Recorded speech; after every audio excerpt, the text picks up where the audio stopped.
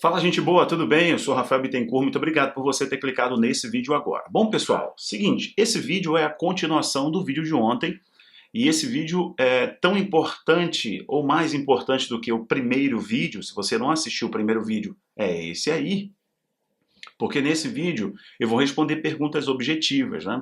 Perguntas que surgiram a partir daquele vídeo. É possível fazer uma clonagem a partir de restos mortais, de fósseis? Será que é possível? Tem reportagem falando sobre isso, eu vou comentar com você. É verdade mesmo que o Vaticano cavou esse túnel até o túmulo de Davi? É possível encontrar o túmulo de Davi? É a segunda pergunta. Terceira pergunta. Mas o anticristo já não está entre nós? Como eles vão criar um falso Messias? Esse falso Messias que eles vão criar é o anticristo? Eu vou explicar para você. A quarta coisa que eu vou responder aqui é a pergunta de alguns irmãos católicos. Como que eu me posiciono diante disso? De tantas coisas sinistras, escusas, obscuras desse sistema do Vaticano, principalmente depois que esse Papa entrou no poder. Muitas coisas têm vindo à tona, muitas bandeiras têm sido levantadas. Como que eu me posiciono diante disso tudo? E vou dar minha opinião no final também sobre outras coisas. Então, vamos lá, são 5 perguntas e 5 respostas objetivas. A quinta pergunta eu guardo para o final. Beleza, pessoal? Vamos lá então, vamos seguir. Bom, vou pedir a você, gentilmente, como é a parte 2 de um vídeo, eu preciso muito que você me ajude a ranquear e posicionar esse vídeo. Como que você faz isso? Deixando o seu like, se inscrevendo, comentando, é muito importante. Me ajude a recomendar, a obrigar essa plataforma aqui, recomendar, exibir esse vídeo para as outras pessoas também, agora interagindo comigo. Eu te dou 2 segundos, você deixa um like, comenta, se torna um apoiador, um membro, se inscreve, é muito importante. Interage de algum modo, vai lá, 2 segundinhos só, você faz isso e nos ajuda a posicionar o vídeo e o canal. Meu muito obrigado, eu te agradeço. Bom, pessoal, é o seguinte, vamos direto para a primeira pergunta. É possível clonar alguém através de fósseis, de ossos fossilizados? É possível fazer isso porque a teoria de um grupo de judeus, então, de rabinos, e de algumas outras pessoas, essa teoria que para mim é mirabolante, eu já vou explicar no final, que é o último ponto, é de que a Igreja Católica, o Vaticano, está cavando um túnel até o túmulo de Davi. Já vou falar se é possível achar o túmulo de Davi. Extrair de lá os ossos, as mortalhas, e através dos ossos fazer uma clonagem, né? Através da extração de DNA. É possível? Do ponto de vista científico, não é possível fazer um clone, isso no senso comum. Eu vou mostrar para você que existem outras matérias e outros cientistas de Harvard falando que é possível. Mas no senso comum, um clone só pode ser feito através de células vivas.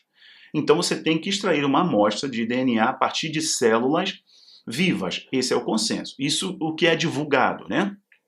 Porém, eu vou mostrar para vocês algumas reportagens que, por exemplo, a Rússia quer criar o Jurassic Park da vida real. Né, trazer de volta a vida através de clonagem, mamutes, enfim, tem vários animais que eles querem trazer de volta à vida através da clonagem. Porém, eles estão divulgando que encontraram fósseis congelados. Acharam, por exemplo, restos de um mamute congelado e haviam ali células vivas que foram preservadas através do congelamento, do gelo, da baixa temperatura. Porém, existe um livro, né, de um cientista de Harvard, e ele dizendo que quer clonar seres humanos ou quer clonar animais através de fósseis. E que é possível clonar, trazer de volta à vida uma pessoa, criar um clone, uma réplica, a partir de uma extração de fóssil. Ou seja, não precisa então de células vivas, porque é um fóssil. Outra matéria que eu vou colocar para você, isso aí é para colocar pulguinha atrás da orelha, para você ficar pensando assim, eu não sei não, hein? Que é o seguinte, vou colocar para você agora, que um outro cientista, através da biologia sintética, tem vídeo meu aqui falando sobre biologia sintética e sobre o CRISPR, que é a edição genética, a edição do código genético, o melhoramento do ser humano. Assistam esses vídeos, são importantes, tá bom, pessoal? Então tem um cientista falando que através da biologia sintética ele poderia trazer à vida, no século XXI, um Neandertal. Ele só precisaria de uma mulher que desejasse ter a gestação de um Neandertal. Então ele iria criar, através do mapeamento ancestral, um código genético, utilizando a biologia sintética, que é a revolução do futuro, que é a arma do futuro, usando a biologia sintética, ele iria então criar um clone através dessa edição genética, e uma mulher só deveria ser a barriga de aluguel, que ele iria inserir. E a mulher então iria fecundar e por aí vai, ia gerar um Neandertal. São reportagens, não estou inventando nada. Então, respondendo para você, bom, vamos sacramentar. É possível fazer um clone através de fóssil? No senso comum, não. Porém, de outras reportagens, tá o The Telegraph, tá o G1, é o G1 mentiroso, mas tá a reportagem do G1 aí, que eu mostrei para você. Se a gente desse uma fuçada, a gente ia achar muito mais coisas, tá bom? Ou seja, é um questionamento.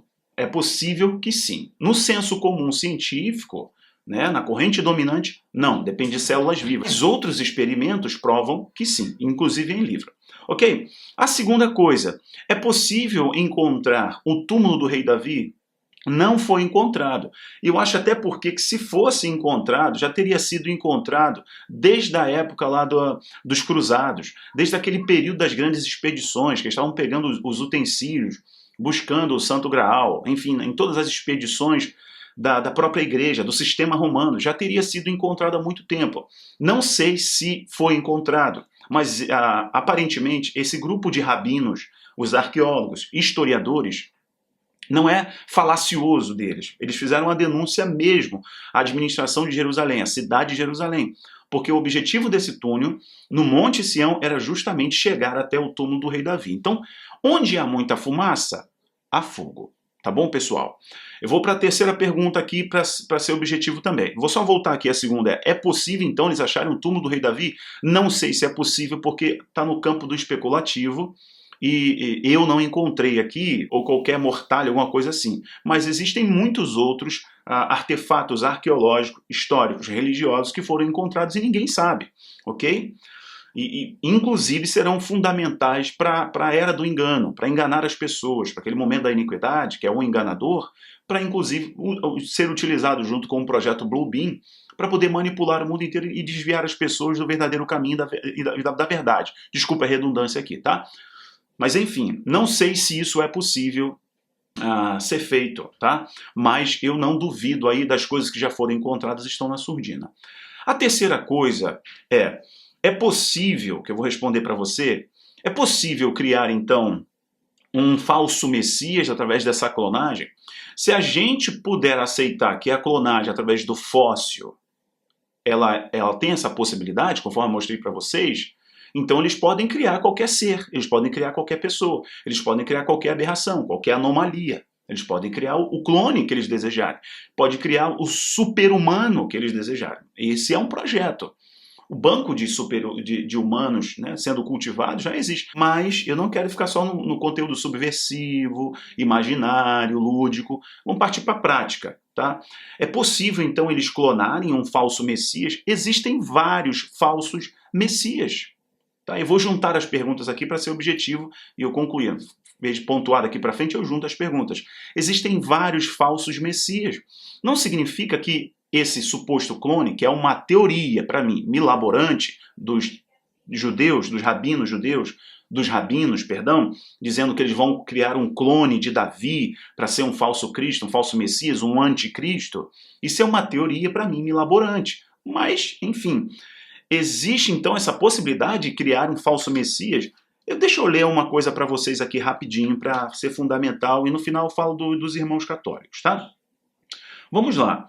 Primeira epístola de João, capítulo 2.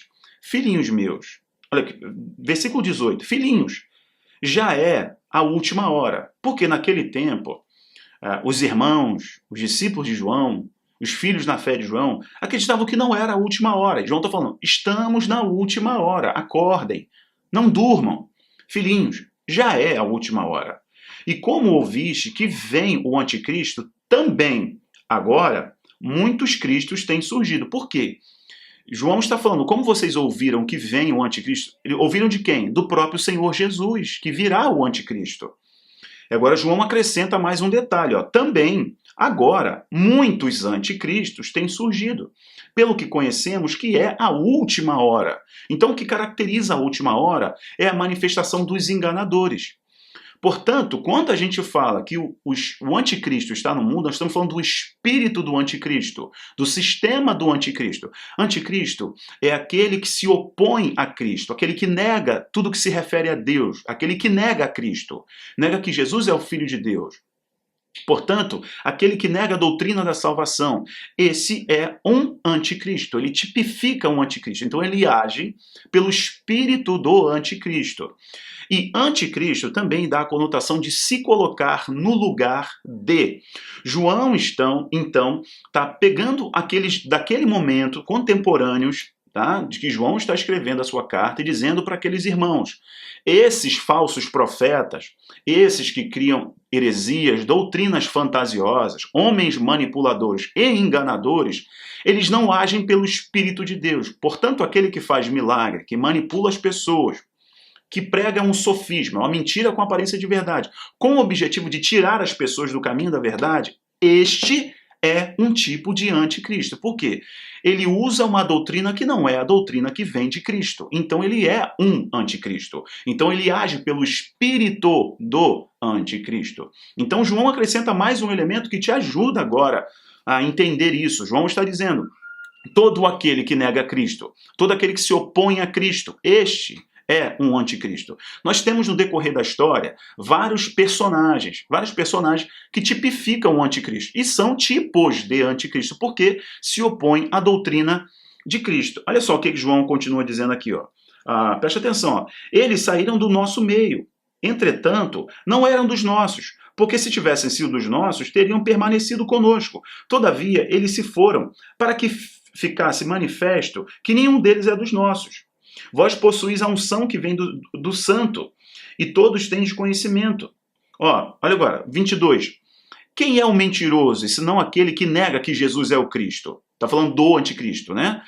Este é o anticristo, o que nega o Pai e o Filho. Todo aquele que nega o Filho, esse não tem o Pai. E aquele que confessa o Filho tem igualmente o Pai.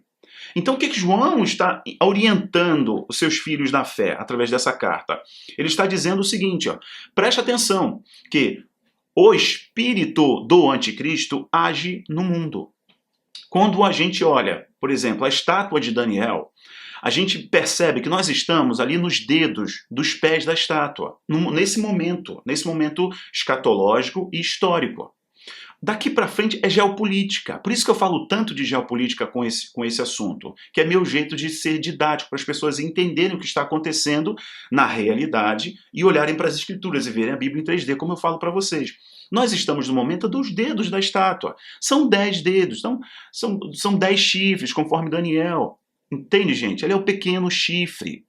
Surge de modo despretensioso, derruba 3, é geopolítica pura. Então é uma cúpula de 10 países, de 10 governantes que exercem poder sobre o mundo, que darão poder para o anticristo. Então é geopolítica.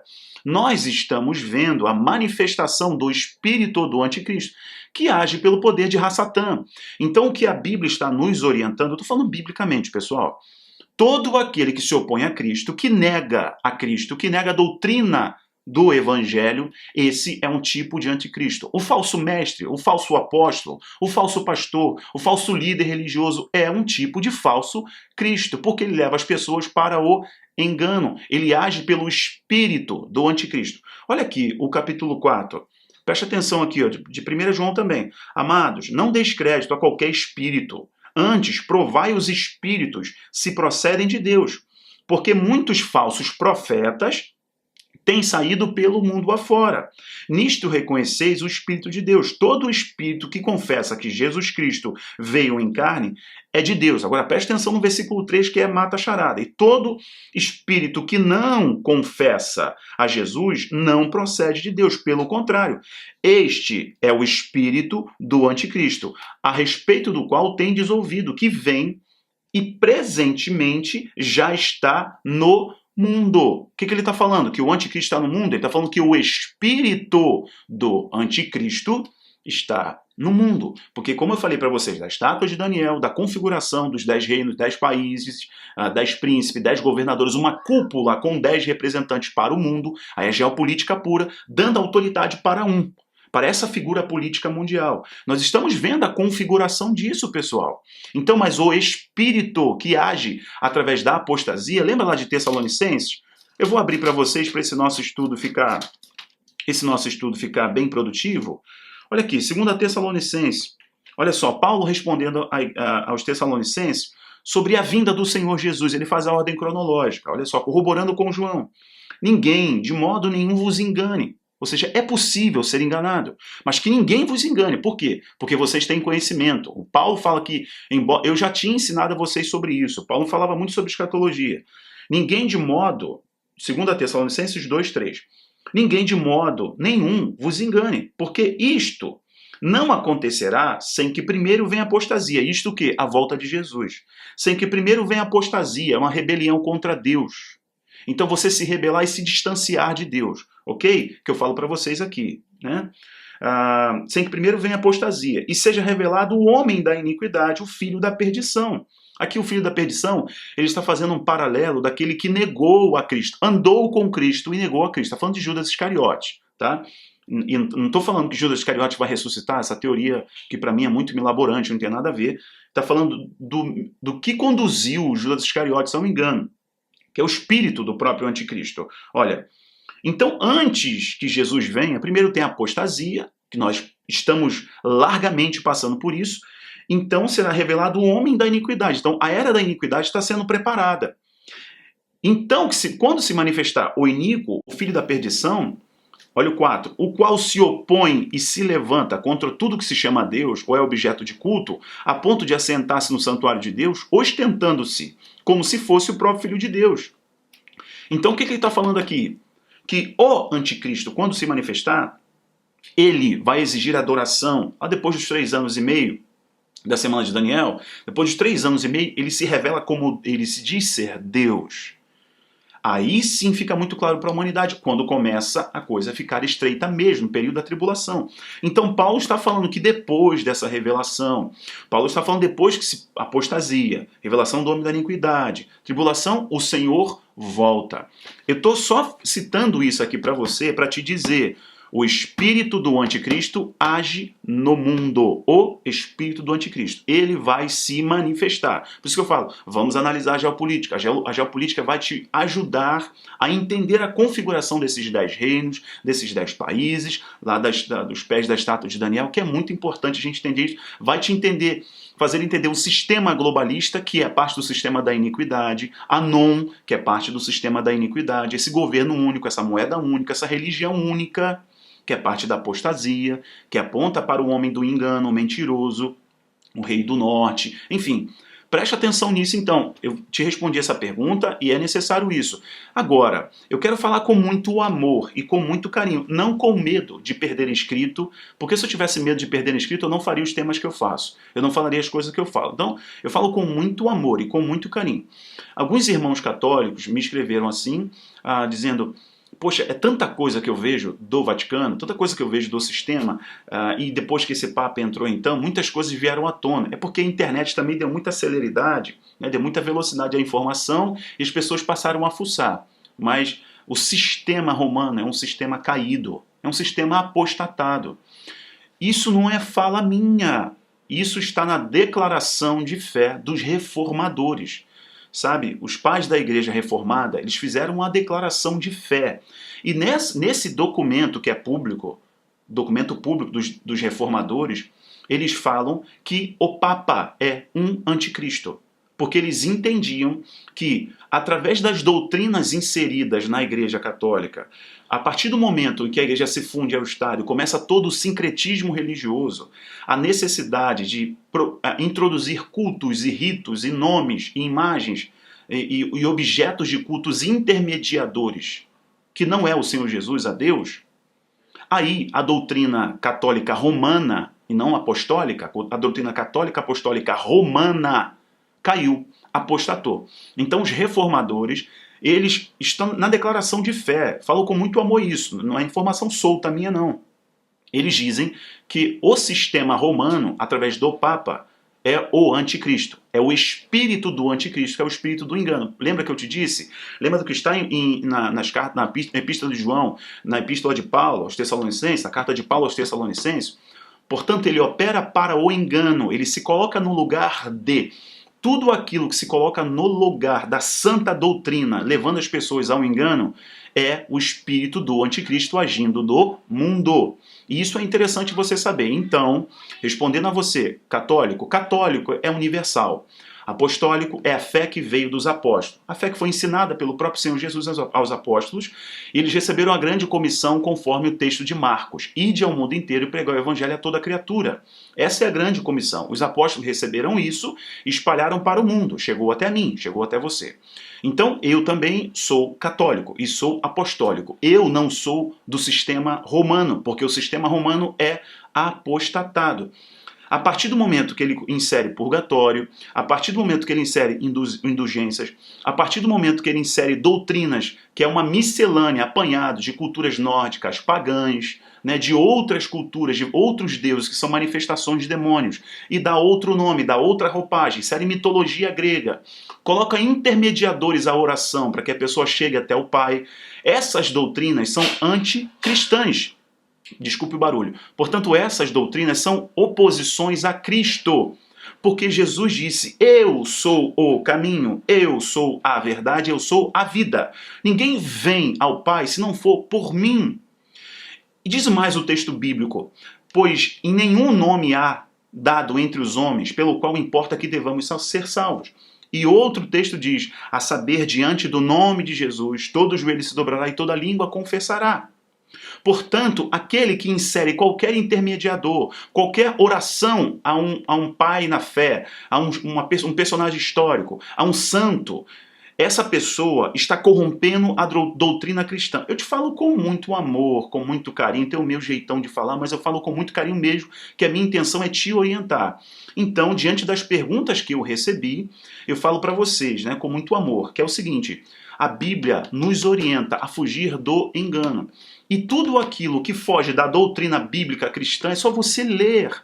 É só você ler. Então, a partir do momento que os reformadores, eles escreveram na sua carta, na Igreja Reformada, é só você ver, dizendo que o Papa é um anticristo. Ou seja, através das inserções das doutrinas equivocadas, erráticas, propositalmente, a fim de desviar as pessoas do conhecimento verdadeiro e de colocar intermediadores, seja para fazer referência, não é para adoração, é só para venerar, não importa. A Bíblia nos orienta a não ter nenhuma imagem, nem do céu, nem da terra, nem de ninguém, nem de anjos. Não orar em nenhum intermediador, nada, porque isso já existia com os deuses da antiguidade, no período da antiguidade. Então o Senhor orientou a não fazer isso. E quando a igreja inseriu isso, principalmente no período de Constantino, a igreja apostatou. Então, respondendo a vocês, continuem católicos apostólicos, mas fujam do sistema romano. Eu encerro dizendo, olhem para Cristo e mergulhem na palavra. Toda a resposta está aqui. Eu falo com muito amor e com muito carinho e eu espero que tenha ajudado todos vocês. Meu muito obrigado, pessoal. Então, revejam a parte 1 desse vídeo para você entender toda a matéria e você ver como essa parte 2 é um estudo. Eu estou falando de coisas muito importantes e eu deixo aqui aberto, né, a minha opinião para você. Eu falo com muita humildade, eu não sou o concurso em nada, tenho especialização em algumas áreas, mas eu falo com muita humildade, deixo abertos os comentários também, a sua visão, as suas opiniões. É muito importante a gente construir conhecimento juntos, mas a verdade bíblica não pode ser negociada, tá bom? Um beijo no coração de vocês. Valeu, tchau, tchau.